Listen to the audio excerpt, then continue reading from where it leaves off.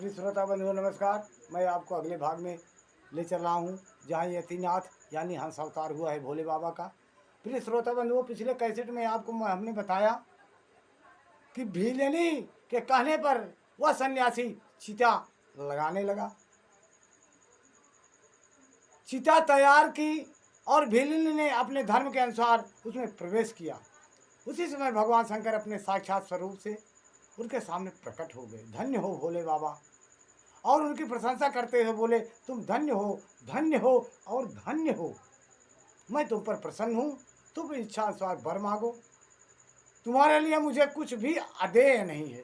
प्रिय श्रोता बंधु, भगवान शंकर का यह परमानंददायक वचन सुनकर भीलनी को बड़ा सुख मिला। वह ऐसी विभोर हो गई कि उसे किसी भी बात की सुध नहीं रही। उसकी उस अवस्था को लक्ष्य करके भगवान शंकर और भी प्रसन्न हुए और उसने मांगने पर भी उसे वर देते हुए बोले, हे पुत्री,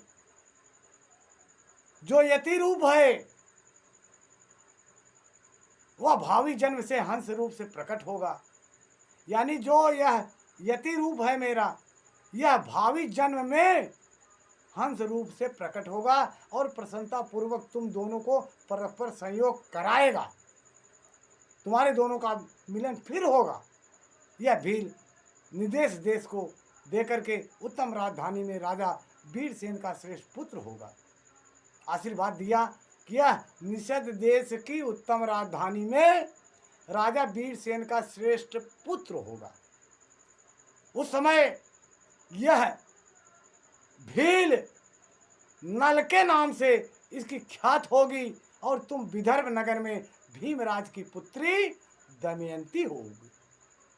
प्रिय श्रोता बंधु, भोलेनाथ ने ऐसा वरदान दिया, तुम दोनों मिलकर राजभोग भोगने के पश्चात वह मोक्ष प्राप्त करोगे जो बड़े बड़े योगीश्वरों के लिए भी दुर्लभ है। प्रिय श्रोता बंधु, भोले बाबा की जिस पर कृपा हो जाए। प्रिय श्रोता बंधुओं, ऐसा कहकर भगवान शिव उस समय लिंग रूप में स्थित हो गए।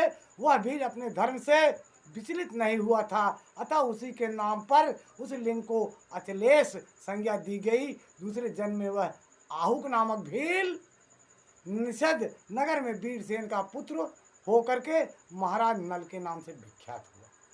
प्रिय श्रोता बंधु, और आहुका जो उसकी पत्नी थी भीलनी, वह विदर्भ देश के राजा यानी विदर्भ नगर में राजा भीम की पुत्री दमयंती हुई। और वे यतिनाथ शिव वहाँ हंस रूप में प्रकट हुए। उन्होंने दमयंती नल के साथ विवाह करवाया। पूर्व जन्म में सत्कार जनित पुण्य से प्रसन्न हो भगवान शिव ने हंस का रूप धारण कर उन दोनों को सुख दिया।